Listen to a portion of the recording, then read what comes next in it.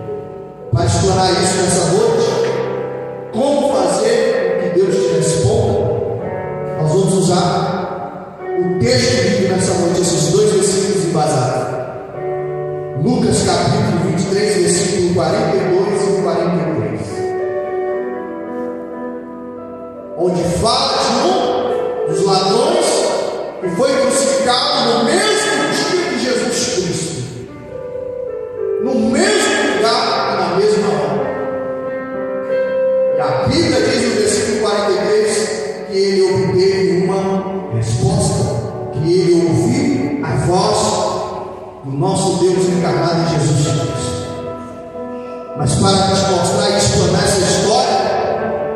Vou voltar um pouquinho. Você conhece a história do nosso Jesus Cristo.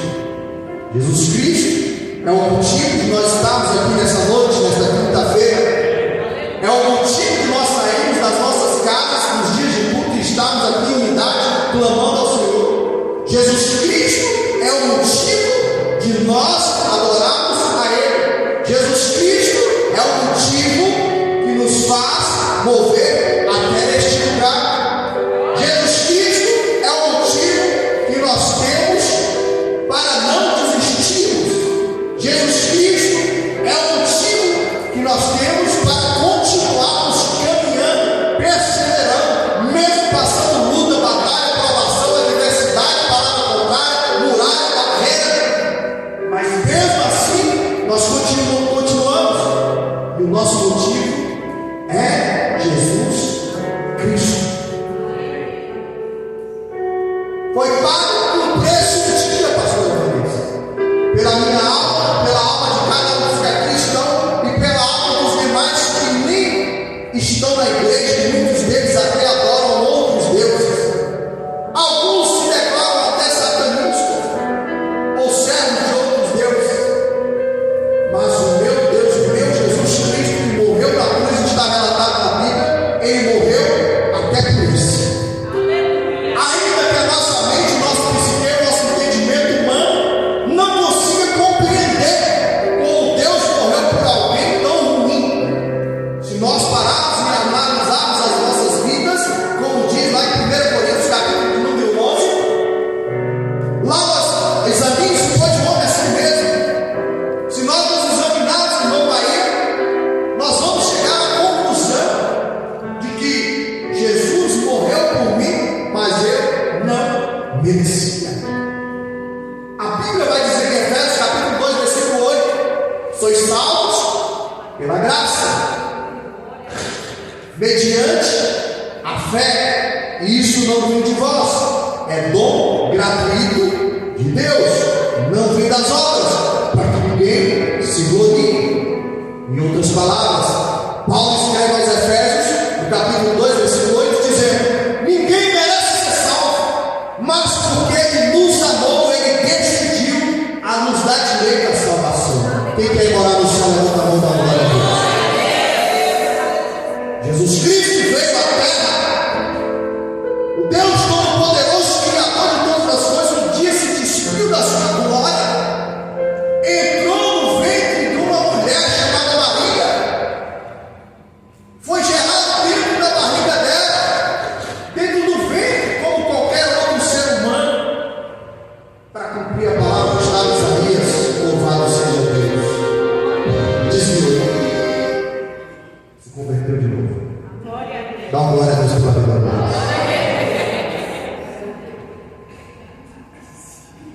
Deus se despiu da sua glória para se fazer carne. E Jesus Cristo, que era 100% Deus e também era 100% homem, e corrija a minha fala nesse momento, porque ele não era 100% Deus, ele é 100% Deus.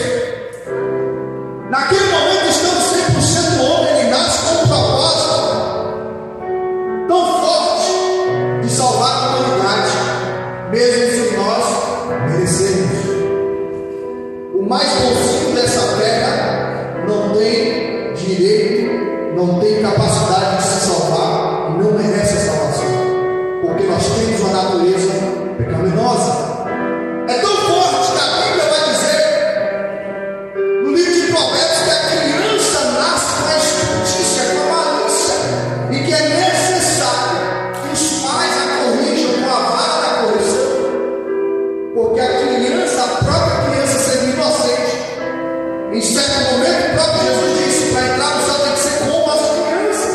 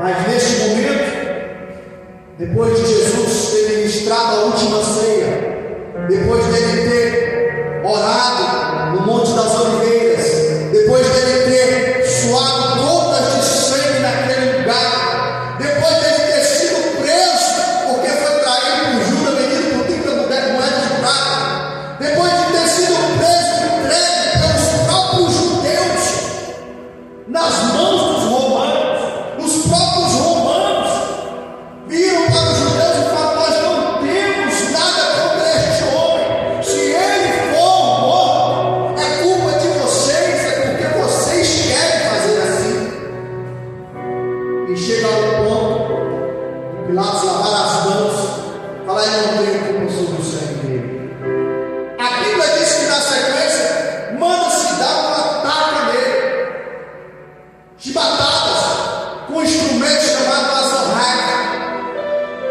É um chicote com 12 tiras de couro, e na ponta dessas 12 tiras tem pedaços de osso de carneiro ou pedaços de ferro apontados. Cada chicotada daquelas 39 que Jesus recebeu, ele não era uma de cada vez, era 12. E cada vez que dava uma chicotada, onde pegava, gravava a ponta daquele chicote e eles puxavam, e ali vinha um pedaço de carne. Nenhum de nós poderíamos suportar isso. Isso é tão forte no princípio pelo homem, que há uma teoria no meio dos próprios romanos e judeus da época que diziam que ele não aguentaria a 12ª chibatada.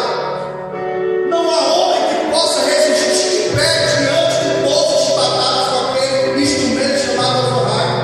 Mas Jesus suporta não só as 12, mas suporta as 39. E quando termina, achando que vai ser liberto, o povo achando que aquilo ali é o suficiente. Não! Eles quiseram matar Jesus propositalmente. Chega ao ponto de colocar 2 Jesus, para quem não sabe, o nome de Barrabás era Jesus Barrabás. E botam 2 Jesus para ser liberto, mas naquele momento preferiram ficar com Jesus Barrabás do que ficar com Jesus, o Mestre, o nosso Deus. E aí eles seguem para o abatedor, zombam dele. A coroa de espinho não é por acaso. Estavam zombando dele, como diz que é rei dos judeus, então toma a tua coroa. Toma aqui a tua coroa de rei. Coloca uma coroa, pega um pedaço de madeira, parte da cruz. Foi tão forte que no meio do caminho alguém teve que ajudar a carregar o resto do trajeto.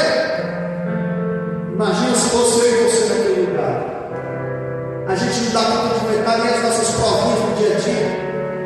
Tendo uma cama para dormir, um teto para se abrigar, tendo comida na panela, tendo carro para andar, pouca gasolina, mas tem um dinheirinho, às vezes até para ir para o shopping e para o cinema. E muitas das vezes a gente vira para Deus e fala: eu não aguento mais, Jesus. Se coloca no lugar de Jesus, meu irmão, tu dá conta de aguentar menos chibatada, que dirá coroa de espinho aquele trajeto ser crucificado. Só que Jesus, em nenhum momento, ele reclamou.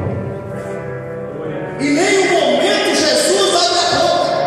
Ele passa por aquele trajeto, pessoas cuspindo na sua cara, pessoas indagando ele, zombando dele. Os próprios apóstolos de Jesus, como Pedro, nega ele. Alguns dizem: ei, você é apóstolo de Jesus? Não, não sou. É sim, porque você se parece com ele. E ele fala ao outro: não, não sou, isso é correto. Pedro não teve a capacidade nem de bater no peito e falar: eu sou mesmo, eu posso morrer, eu vou admitir esse fardo.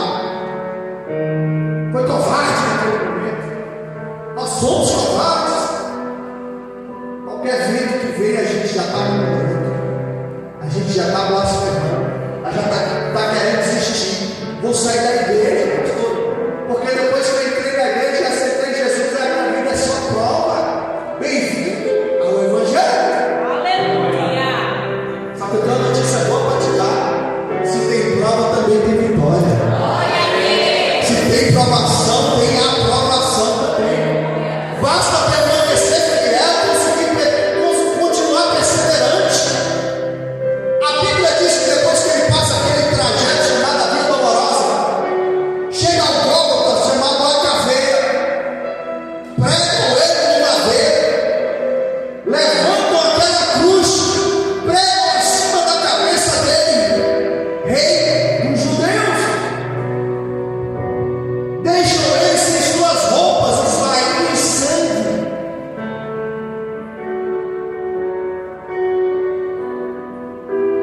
forte. É muito forte. E quando ele está naquele lugar, ele continua calado. Quantos de nós damos conta de passar pela provação sem reclamar, sem murmurar, sem blasfemar, sem querer colocar Deus na parede? Bom, Gilson, eu estou para ver esse pedreiro para construir essa parede, porque há quem diga que você tem que colocar Deus na parede. Porque a Bíblia diz que o nosso Deus tem a terra por estrado dos seus pés. Ele pega a terra e bota os pés em cima para descansar. A Bíblia diz que os oceanos cabem na palma da sua mão. Quem é o pedreiro que vai construir essa parede para encostar o nosso Deus?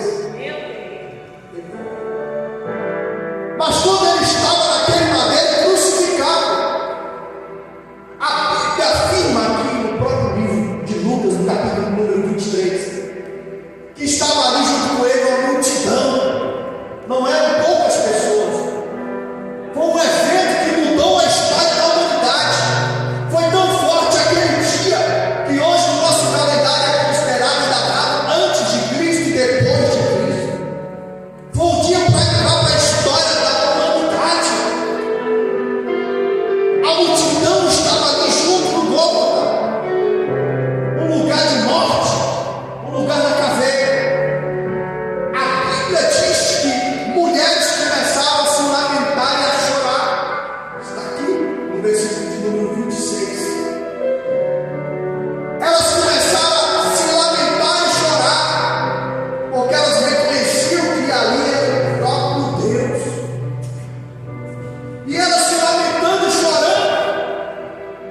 Jesus estava calado até aquele momento, mas ele vira para elas e diz, já no versículo 28, filhas de Jerusalém, não chorem por mim, chorem por vocês mesmas e por seus filhos, pois chegará a hora em que vocês dirão, felizes as estéreis, os ventres que nunca geraram e os seios que nunca amamentaram. Então dirão as montanhas, caiam sobre nós, e as colinas cubram-nos, pois se fazem isto com a árvore verde, e que acontecerá quando ela estiver seca.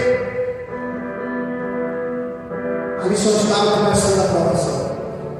Só que o texto continua. No versículo 32, a Bíblia diz: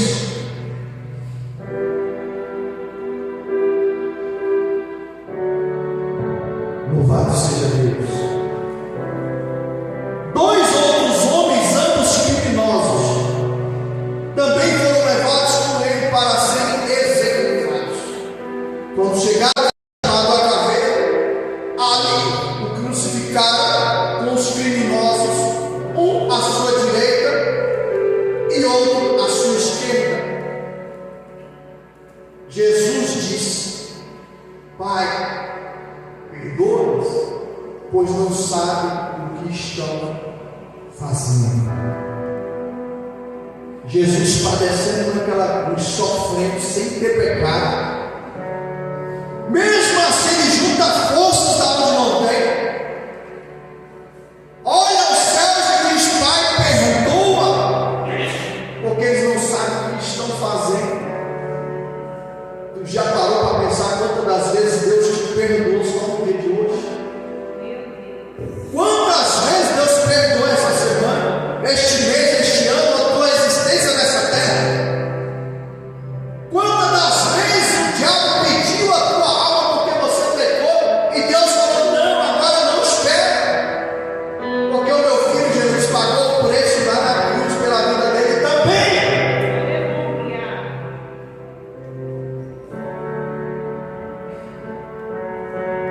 A Bíblia diz no versículo 35: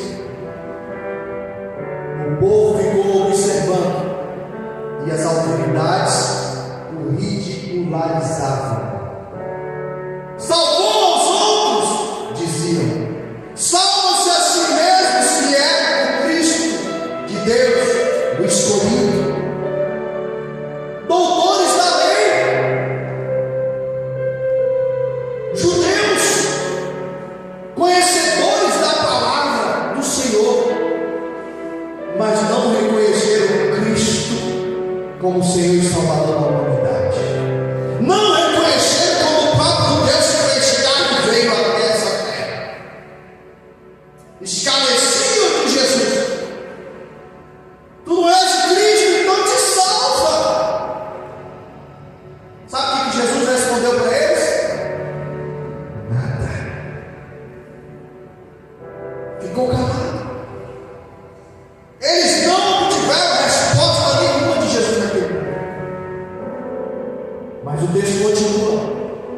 36.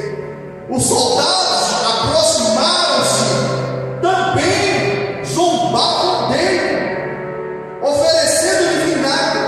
Diziam: se você é rei dos judeus, salva-se a si mesmo. Falaram com Jesus, conversaram com Jesus, face a face diante do nosso mestre. Mas sabe o que Jesus respondeu, pastor? Nada. Ele continuou calado. Não é como muitos crentes nos dias de hoje. Eu sou crente, mas o meu braço não é. Se falar mais alto, eu sempre na mãozada no pé da orelha. Porque eu sou rústico e sistemático, como diz o amigo meu. Mas Jesus não revidou ninguém. Ele, sendo Deus, ele continuou calado. Mas não para por aí, irmãos.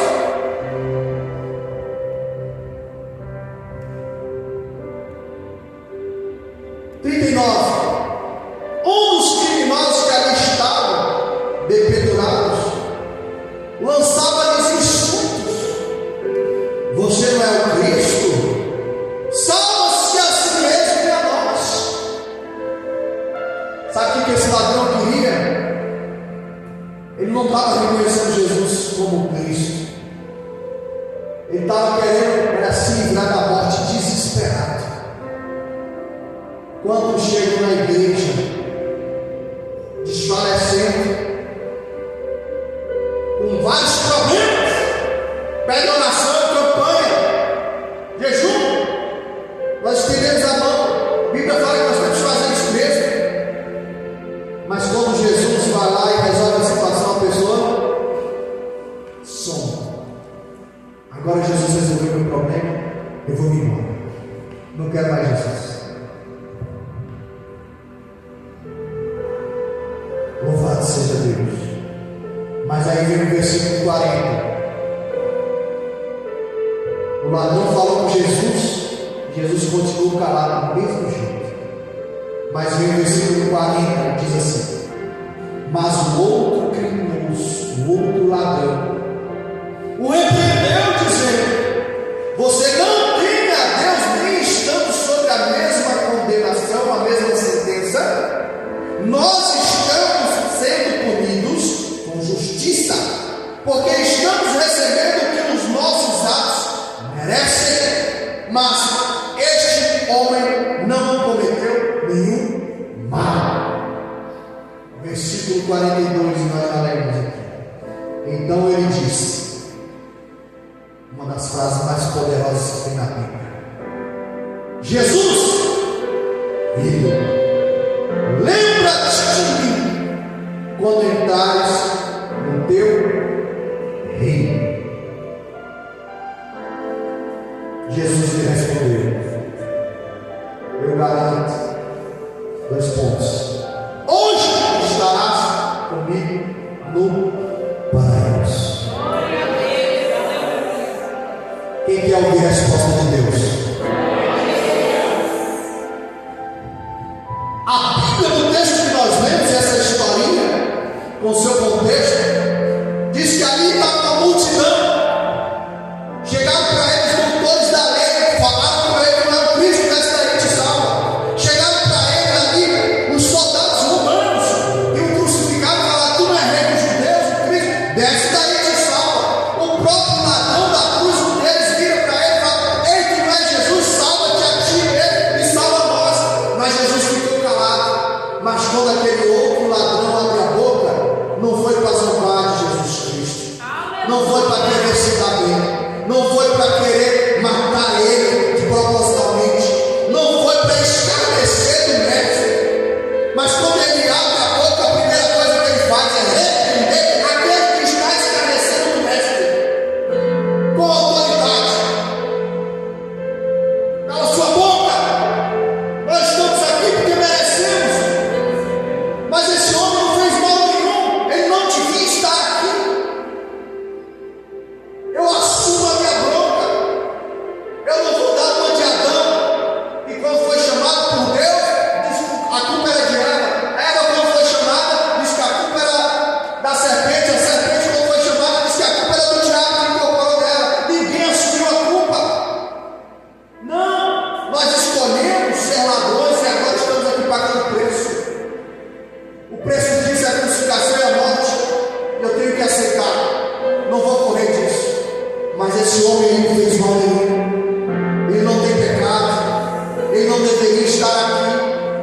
era para estar sentado, era um lugar de posição de rei. Mas quando Senhor falou, e eu te provo. Na tua Bíblia, em algumas versões, a maioria delas está escrito, Lucas capítulo 23, versículo 42, Senhor, vírgula, lembra-te de mim, vírgula, quando entrares no teu reino.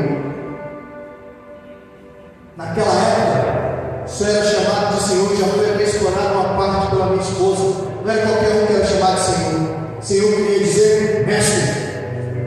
E os mestres eram chamados de Rabi. Vários apóstolos chegavam para Jesus e falavam Rabi, Rabi, não falava Senhor. Naquela época era chamado de Senhor os reis e imperadores, porque queriam ser adorados e queriam ser dono do povo. Quando ele vira para Jesus Cristo, ele crucificado, Jesus naquela cruz se refere a ele, Senhor. Em outras palavras, ele estava dizendo, eu creio e te aceito como Senhor e Salvador da minha vida.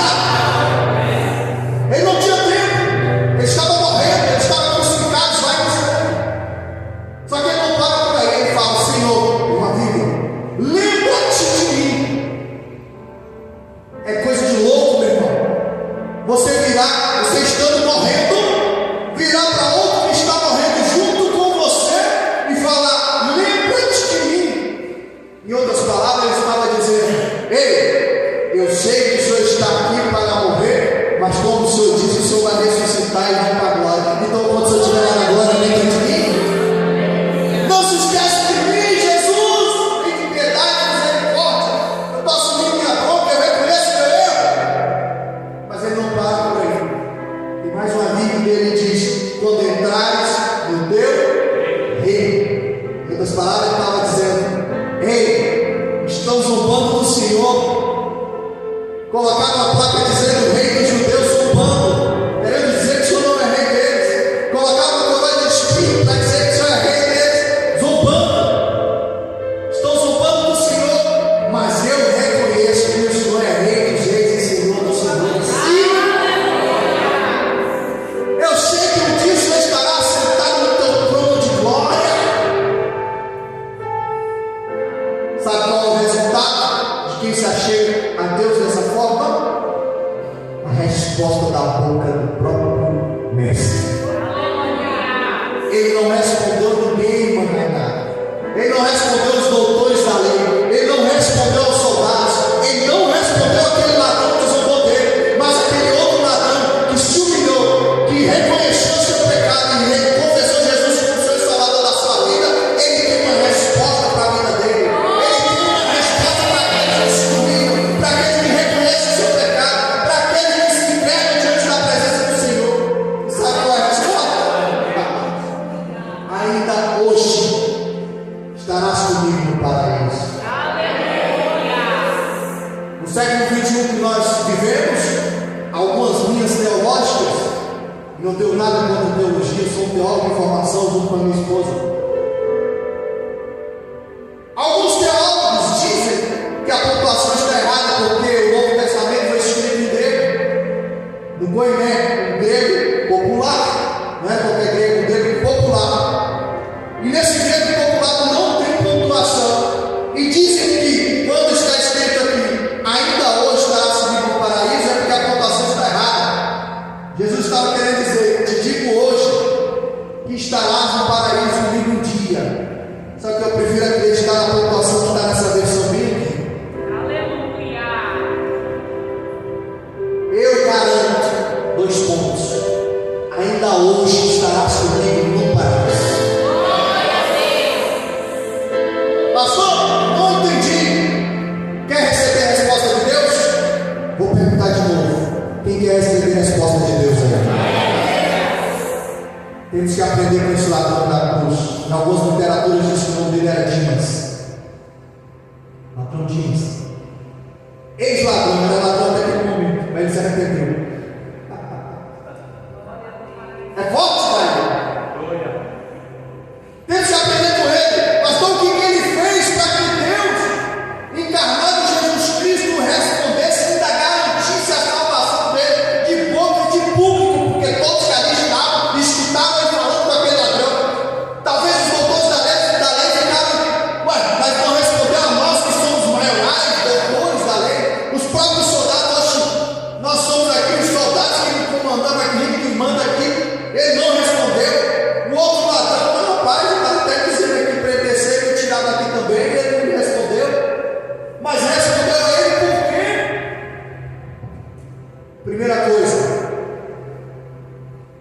aqui eu digo que você tem que ser um defensor da palavra de Deus. A primeira coisa que aquele ladrão fez foi defender Jesus Cristo. Primeira coisa que ele falou foi: cala sua boca, rapaz. Você não tem que saber, nós estamos na mesma condenação dele. Fica quieto. Você está aqui porque merece, assim como eu. Primeiro ele pagou o saco para aquele outro ladrão. Cala sua boca. Depois ele vira para o mestre. E nessa fala que ele está pagando o saco, não foi só pagando o saco para o outro. A primeira coisa que ele faz é repreender e defender a palavra de Deus. A segunda coisa que ele faz é o quê? Reconhecer seus erros. Quer ouvir a palavra de Deus? Quer receber a resposta de Deus? Não se esquiva da tua responsabilidade, meu irmão. Meu Deus. Assume a tua bronca. Assume o teu pecado. Não adianta se esquivar, porque se eu for, a gente vai conversar. E aí, como é que está? Estou com um problema. Que foi isso. Por quê? Por causa de fulano, ciclano, beltrano, de A, de B, de C, disso, daqui. Nunca a culpa é nossa. A gente arruma culpa para botar em todo mundo, menos assumir a culpa. E falar: não, a culpa é minha. E às vezes a gente tenta assumir também, alguém fala assim: não, mas eu acho que o fulano também errou. Não! A culpa é minha mesmo. Foi eu que errei. O que esse ladrão fez? Defendeu a palavra de Deus, defendeu o próprio mestre da cruz, reconheceu os seus pecados, confessando ele ali, naquele lugar. Arrependimento. Tem que se arrepender. Defender, confessar, se arrepender. Depois ele tem que fazer o quê? Aceitar Jesus Cristo e ter fé. Qual que era a fé? Ele estava falando para alguém que está morrendo, meu irmão, para lembrar dele. Isso é fé demais.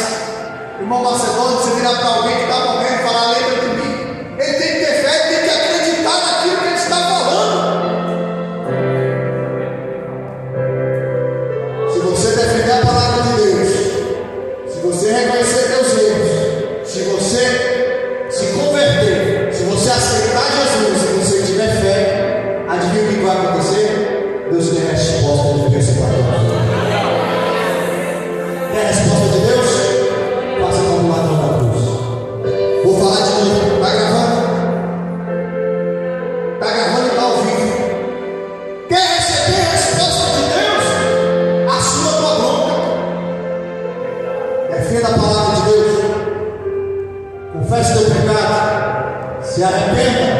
Confesse Jesus como Senhor e Salvador da tua vida e tenha fé. Aleluia. Se você praticar essas 5 coisas, você vai se enquadrar como aquele ladrão da cruz. Jesus pode não responder ninguém, mas ele vai te responder. Glória a Deus. Pastor, Deus não está me respondendo. Analise qual desses pontos está faltando na tua vida. Às vezes está faltando só um. Um dos mais difíceis é a gente reconhecer o erro. Às vezes eu sou crente, 10 anos, 15 anos, 20 anos. Ajuda na obra, tem obras, prega a palavra, e de repente, em algum momento, Deus não está falando comigo. Será que eu fiz alguma coisa errada e não reconheci? Será que não está me faltando fé? Vivemos tempos difíceis em que a própria Bíblia diz que seria difícil viver a sã doutrina. Qual a sã doutrina? Essa doutrina não é a doutrina de homens, é a doutrina bíblica. Quando a gente fala de dízimo, tem milhões de gente com teorias para rebater. Mas eu te digo, meu irmão, e sempre quando falo de dízimo e oferta, falo uma coisa: não acredite no que eu estou falando. Acredite na Bíblia e faça prova com Deus. Ele vai te responder. O nosso Deus é o mesmo ontem, hoje e será eternamente. A palavra de Deus, ela não mudou. A porta ainda continua estreita para entrar no céu. Ela não se alargou. Pelo contrário, a porta do mundo está cada dia mais larga. E é tão forte que muitas igrejas têm permitido a porta do mundo entrar na igreja. Mas aqui não.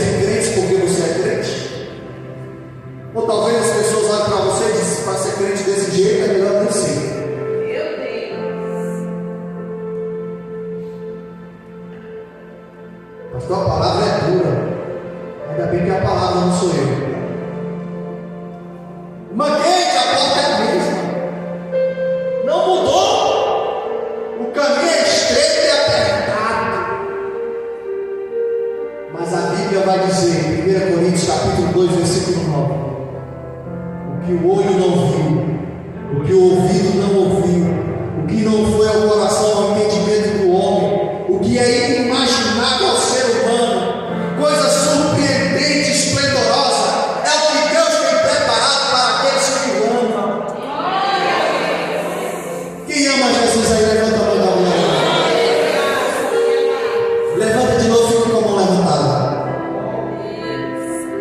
Você ama Jesus? A paz. Ainda bem que eu não anotei. A Bíblia vai dizer em João capítulo 14 que quem ama a Deus são aqueles que guardam os mandamentos do Senhor. O que você tem guardado? Pastor, mas hoje são só 2. Não tem mais os 623 versículos, mais os 10 mandamentos. Só tem 2. Jesus veio e disse o quê? Amar a Deus sobre todas? Sobre, não é sobre não. Amo qualquer coisa, depois eu amo Jesus. Vou fazer qualquer coisa, depois eu venho para a igreja. Vou fazer qualquer coisa, depois eu vou cumprir meu chamado. Vou fazer qualquer coisa, depois eu vou cumprir que Deus falou que um dia eu ia ser pastor. Um dia que eu me formar, me aposentar, tiver uma remuneração fixa e eu vou ser pastor. Vou fazer a minha chamada e cumprir minha chamada de diácono, de evangelista, de presbítero, de obreiro. O dia que eu fizer isso, que eu tiver uma casa, que eu comprar um carro, que eu fizer, que eu aprender a tocar, que eu não sei o que, meus filhos crescerem. Amar a Deus sobre todas as coisas, não é sobre, não é depois. E amar o meu próximo como a ti. Quando a Bíblia fala, Jesus falou, amar o teu próximo como a ti mesmo, ele não estava revogando os mandamentos da lei mosaica, nem os 10 mandamentos. Ele estava simplificando, porque se você ama o teu próximo como a ti mesmo, você não vai matar, você não vai roubar, você não vai cobiçar a mulher do próximo, você não vai mentir, você vai honrar teu pai e tua mãe. Você vai cumprir não só os 10 mandamentos, mas todos os outros mandamentos da lei mosaica. Você ama Deus? É forte, porque a gente vê que, mesmo sendo crente, nós somos falhos. Mas eu tenho uma palavra de ânimo para a tua vida. Como eu já citei, Efésios capítulo 2, versículo 8. Na verdade, ninguém merece morar no céu, mas Ele nos escolheu para morar no céu. Quem são os pés?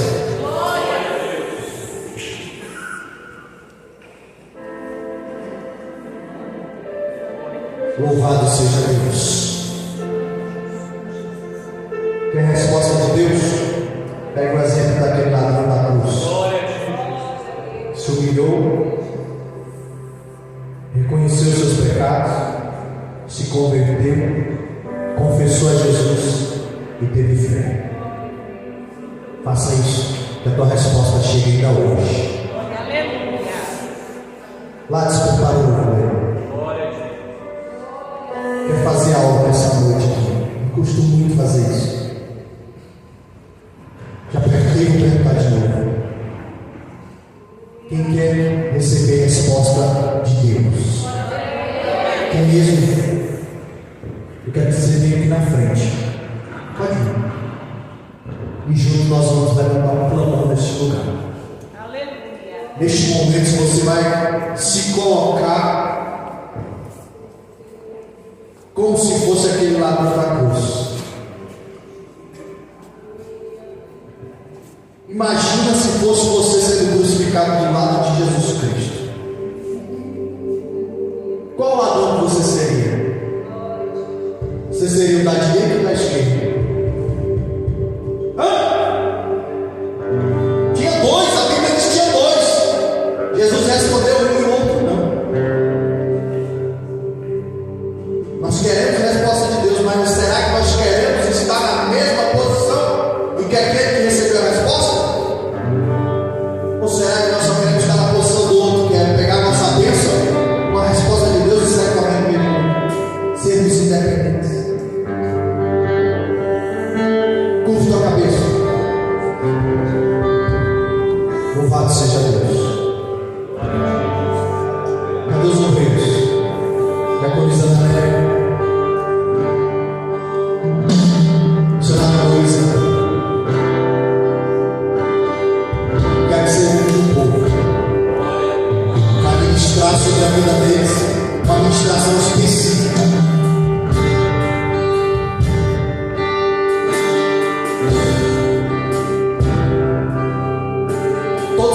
aqui, quando você dá um passo da tua cadeira neste lugar, em outras palavras, você está declarando a sua fé. Você está falando assim: eu acredito. Sabe o que acontece? É o primeiro passo para você tomar posse da tua vitória. Quando você sai do teu lugar e vem até aqui, um dos pontos daquele ladrão da cruz ainda tem fé. Vocês vão ser ungidos cada um, e vai ser ministrado o mesmo sentimento que estava no coração daquele homem neste momento, de quebrantamento. Quando você receber essa unção, não é que você vai ser enquadrado como um ladrão, mas você vai ser enquadrado dentro daqueles 5 pontos: reconhecendo o pecado, confessando, se convertendo, confessando a Jesus e tendo fé. Eu não tenho como saber o que está no teu coração e na tua mente, mas o Deus que nós servimos sim. Pode ter certeza, meu irmão, que dependendo do que tiver dentro de você, a tua resposta vem antes de você sair dessa igreja. Curva a cabeça, adore o Senhor.